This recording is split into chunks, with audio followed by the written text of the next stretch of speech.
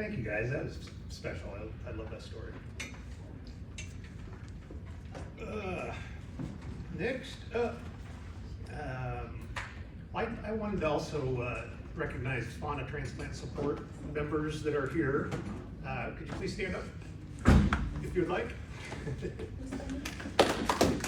These are members of Fauna Transplant support.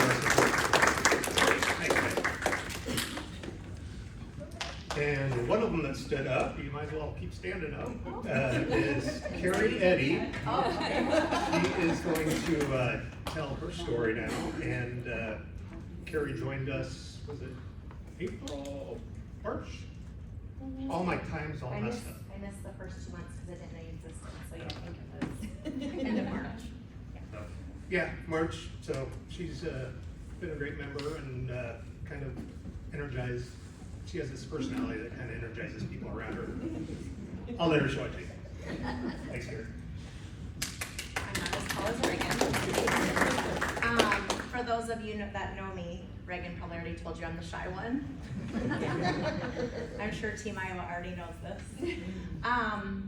So good to see everyone, both sides. I love seeing everyone together here. I'm super nervous, as outgoing as I am, and I'm not the shy one. Public speaking is not my forte, so if you could all just turn around. I'm just kidding. I'm supposed to just pretend you're all like in your underwear or bikinis or something. Okay. So I am Carrie Eddy, and that is my husband over there, Judd Eddy. Judson, but it's Judd, because that also is part of my story. So, and then my mother-in-law is next to him, Donna. So I'm excited that he got to be a part of Fauna before, as well as Team Iowa. I think this has been so wonderful for both of us. I'm gonna start kind of from my beginning because each of us have unique stories that even though we're all sharing stories, we don't always share origination stories. So not everybody knows how far back everybody's health journey goes. I am 15 years into my health journey. And obviously my little bestie over here, I just found out she started in 2011, and I just want y'all to know that mine started in 2011. It was meant to be. I got the chili bones over here, girl. But anyway, I was a healthy 35-year-old, and you've already heard 2 stories ahead of me that is even younger than I am, and I know my parents, my family, everybody, we were like, what is going on with someone who goes to the gym 6 to 7 days a week, eats healthy, is very active in sports. I was playing doubleheader softball twice a week. I was still playing volleyball, whether it was indoor, outdoor, playing competitive tennis against my now hubby. That was kind of our date nights back then. To going to just downhill so quickly that my clothes aren't fitting. That was the first sign. And I was like, uh-oh, am I getting old? Is this what's happening here? And what really was the kicker after shoes and clothes weren't fitting, I'm sure a lot of us experience those symptoms of edema or have. But I was holding my nephew. He's my 15-year-old nephew. And I was having male heart attack symptoms. I was having chest pains and arm tingling. And here I'm holding this cute little baby that's smiling at me, and I'm afraid I'm gonna drop him because of this. And so I'm from a very small town up in Northeast Iowa. It's called Owine, if anybody knows where that is. And off to the ER we go because my sister's a nurse, and sister-in-law's a nurse. And it was basically, nothing was really presenting what was wrong with me at the time. So it was put on some compression socks and consult a doctor when you get back home. And that was in January of 2011. And then I spent several months, my mom has certain thyroid things, and then you look at your whole family history of what everyone has, and they were going through everything with me, but we hadn't gotten to kidney yet. Well, fast forward to May, my clothes still don't fit, I still can't wear shoes, and nobody knows what's wrong with me, but I'm walking around like I've had pulmonary embolisms, and I have a lot of nurses in my life. So a friend of mine that is an angel right now, R.I.P. Kate, she saved my life because I wasn't even going up like 2 or 3 stairs without stopping and catching my breath because I could not fully breathe. And she forced her boyfriend, my friend at the time, to either call an ambulance or he was taking me to the ER, kicking and screaming. I just want you guys to know the importance of this day was I had an appointment with internal medicine at the Iowa Clinic, and we were going to start checking my kidney that day. Well, with all the symptoms I had, the chest pains were back, all of the, again, being a female, we present differently than men, so the fact that those were my symptoms, it was basically my body freaking out, because at that point I had gone way too long with anybody knowing what was wrong with me, and it was my body screaming something's wrong. So I'm rushed to the ER, I get in a room right away because I was presenting chest pains, and basically I had nephrotic syndrome. I don't know if anyone's ever had it, but your blood pressure almost put me in the ICU because it was so high. I had pitting, edema, chest pains. Basically my kidney was on fire. This is what everybody was telling me, and I was trying to say, hey, something's wrong. So that was my first renal failure that we know of, because I don't know exactly when I started, and that was May of 2011. No one could figure out what was going on with me, and they wouldn't release me because nobody could figure out. You know, they want to have a diagnosis, they want to have an answer. And I spent about 11 days in the hospital at the time. And when, I think I was at Mercy then, I've been all over Iowa, let's put it that way. So then I thought I'd try out Rochester as well. But they shipped me off to Iowa City because they felt that my kidney doctor here, which I go to Iowa Kidney Physicians, I know some of us are through them, he has been my biggest advocate since the start. And he didn't think my hematologist, he thought it was something blood, and he didn't think hematology was being aggressive enough with me. So I don't know if they're more known at Iowa City for that, but that's where I go.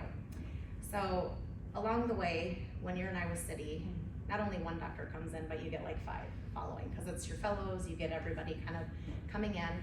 And at that point, I had such a long stint in the hospital, I didn't know if they were ever gonna let me go. They were calling me the puzzle. Nobody could figure out what was wrong with me. I've been on the lupus roller coaster, well, up until probably 16, when they finally diagnosed me and took it off the table completely then. But being undiagnosed for 5 years, and also only being 35 years old, it's always that in the back of your brain going, what really happened, what was really wrong? So as positive and strong and everything that I am, that was always just something that was bugging me, with no answer. So they just treated me for kidney disease that whole time. It's a really long word, so we're just gonna give the short version, but I was diagnosed with MPGN and then IgA predominance, if anyone deals with IgA. But if you fast forward to 5 years, I am in Iowa City, randomly enough, at, I think it was called the Farm Aid concert or something. Ashton Kutcher was presenting, and I'm back. I know, these are just the little memories I have because obviously I'm a concert goer, but I couldn't get my boots off. I was so swollen that I could not get my cowboy boots off, and I'm like, and I was pitting, and I didn't feel good, and I remember first being overheated, but I mean, it's Iowa, it's summer. And this was at the end of August. And of course, I knew it wasn't good. I called Iowa Kidney Physicians. I went in for a second time for a biopsy. I forgot that I had to have a biopsy the first time. And that's when I was in renal failure for the second time. And good old Dr. Schmolk, he said, Reagan knows Dr. Schmolk, so I have to look at him first. He said, all right, Iowa City couldn't figure you out. No one can figure you out. You're now in 2 renal failures. We are going to refer you to the Mayo Clinic in Rochester. So off I went, being the good patient that I always have been. Don't ask anybody that. No, I'm just kidding. Up to Rochester, and this was in late September of 2016. And you guys, I am such a strong, outgoing, YOLO, live life to the fullest, positive person. I was a shell of myself. I was so defeated because no one could fix me. All I wanted was I wanted an answer, I wanted a fix, and I wanted to move forward. Whatever it is, I will overcome it, I will beat it, I will move forward. And I was so sick at this point. We still didn't know what was wrong with me. So what you have to understand, I didn't know yet what was wrong. And I was so sick because it ended up being a blood disorder we didn't know yet, but my platelets, if you're familiar with what you need to have, it's 150 to 450,000. And when I checked in, I was at 17,000 platelets. So you can about imagine my energy level at that moment. And obviously hemoglobin has always been an issue at this point because we never knew what was wrong. So after blood transfusions, of course, this was all in Iowa. I get referred up to Mayo after all the blood transfusions, and we get me up to stable. I head up to the Mayo Clinic, and I sit down like they were waiting for me almost, because they said, oh, well, take this piece of paper. This is what you have. You have AHUS. And back then in September of 16, there wasn't a lot of information about AHUS, so you almost didn't even want to tell people what it was, because it had very grim outcome at that point. And when I was diagnosed in 16, I was number 301 diagnosed in the entire world, just to let you know how rare AHUS is.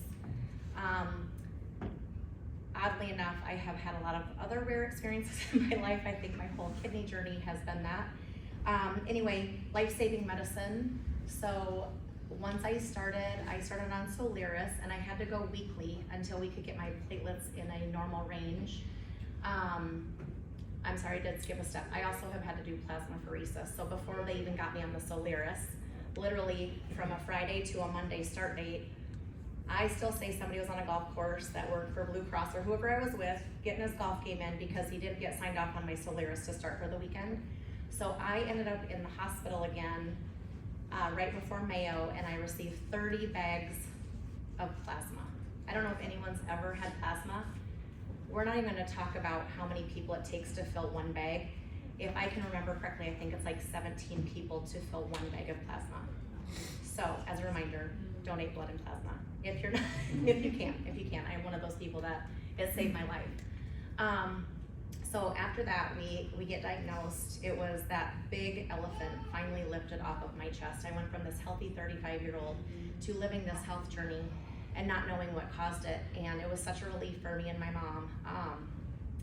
And it's crazy, when you do go through these struggles, I constantly had people put in front of me that were worse off than me. And it was my reminder in life that things could be worse, and we're all fighting, and we all need to just keep moving forward. And I'll just keep believing that there's an answer, that we will all find it. And I always say Mayo's like the next spot closest to God. So if anybody can't find something, check them out, because they are definitely good up there, that's for sure. So once I got on my life-saving medicine, unfortunately I've been through 2 renal failures, so the damage was already done.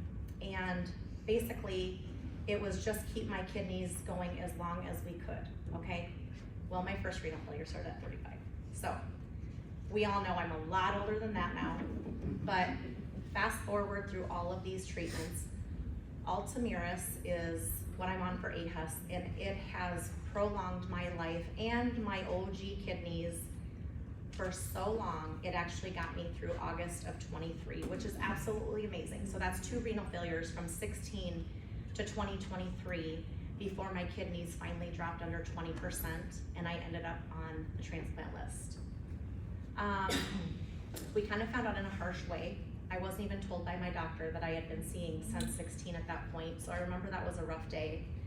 And I knew regardless of what it was going to be, I was going to work with whatever I need to do, get on that list, get on social media. Luckily, I know a lot of people. There's actually someone in this room that was one of the first friends of mine to offer to donate if she had an opportunity, but I better call that out. And obviously my husband, we're still kind of keeping him on the shelf. Within 1 week of me getting this kidney, he was about getting tested to see if he could be a match. And I have had so many people on my behalf fill out and try to do organ donation. And again, I am now, well, just officially 52 years old. So this is only a week, so I'm not really ready to accept it yet. But with all of these things, I'm just letting you know, it was always in the back of my mind, my family's mind, my friend's mind, like, when is she going to need this? When are we going to have to, do something or come forward? And the support that I received over the last 2 years, actually 3, because I am a year and 3 months out on the 12th from my kidney transplant. But it's amazing the support and the community that you get, and how many people are willing to help or even just inquire. It's still never enough, but it's just amazing how many people do come forward. And I don't even know all the people that came forward, because some wanted to talk to me about it, and some preferred to stay anonymous, and I totally get it. because you never know what's gonna happen on the other side. So fast forward, being on the list, I know when I got put on the list, I had already lost 4% quickly that year. I know when you get in those lower percentages, it goes really quickly. And in my 1 year and 8 months, till I get a phone or a text, and it's a text you're never ready to get, but you're also so excited to get, and it's a friend of mine saying, how do you know if someone on life support is a match? Honestly, I didn't even know how to respond because, again, the guilt is real. No matter what this means for our community of being recipients, you don't know, in my heart, wanted to comfort her first. I didn't even care about myself. I wanted to know what she was dealing with and who this person was to her. And his name was Judd. I think we've cleared this up. My husband's name is Judd. A lot of rare things, people. So I'm a rare blood type, and Mayo kept trying to set my expectations. Because I was a rare blood type, because I was higher risk for AHES, because this was a direct donor. I don't know how many people know the odds of that, but he was my miracle. He was my kidney, and he was my long shot, because that's basically what it is. I am a negative, and I just found out in May that Judd was a negative. I thought for sure he was probably O negative universal donor just because everybody kept saying how rare it would be for me to find an A negative match.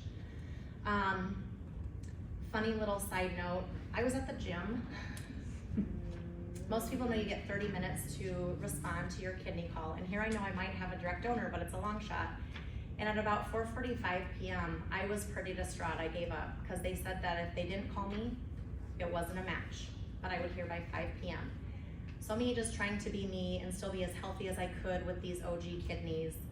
I'm at the gym. I get in half my work. Well, actually, I think I got in my whole workout. And all of a sudden, a coach comes out and he said, my phone is for you. And he's very sarcastic. So I said, whatever. You know, I blew it off. And he goes, no, my phone is for you. And I'm like, I don't even know your phone number. Well, anyway, I take it. It's the owner of Farrell's. My husband is calling all over town looking for me. And here I am at the gym. I'd given up. I did not know that kidney was mine. And it was about 5:17. The call came in at 5 p.m. to my phone. So when she told me to answer my phone, I went straight to my phone, and I had somebody looking at me through the window. He had also sent out a manhunt looking for me. And at that point, I only had, from his time, 5:33 to accept that kidney. Luckily, I called right away. It was a match. Go home, pack, head up to Rochester. You're having surgery at 7 a.m. And again, this is at 5:17 p.m. on a Friday. It's a good thing I didn't have a lot of time to think about it because I think I would have worked myself up too much over it. So with all of those unique things, I did get my miracle kidney. I also named my kidney, so I love hearing this because I heard people do it. We all know his name is Judd. That starts with a J.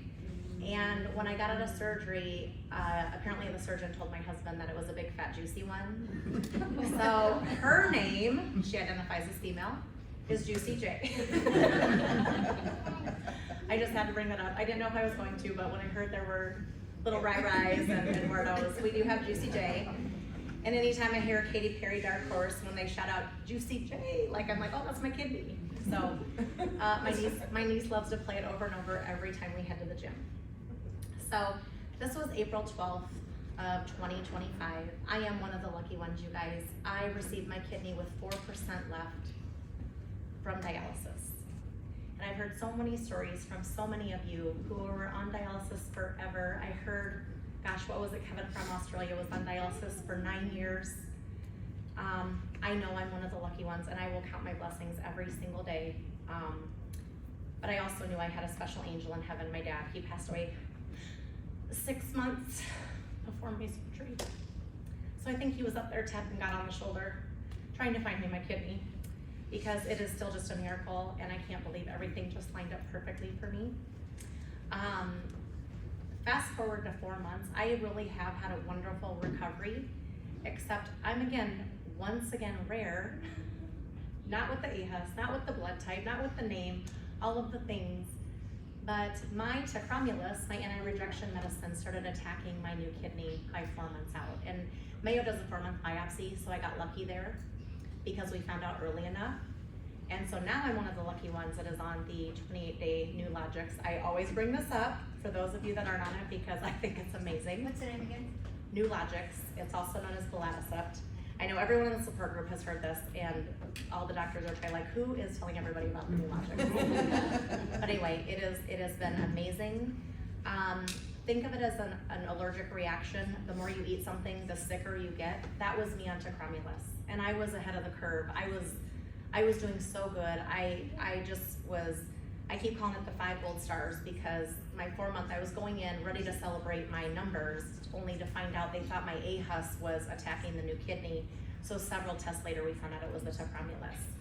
So about, 18 pills later a day, I now get a 28-day infusion because I was on a lot of tacromulus. We've also figured that out too, a lot more than normal.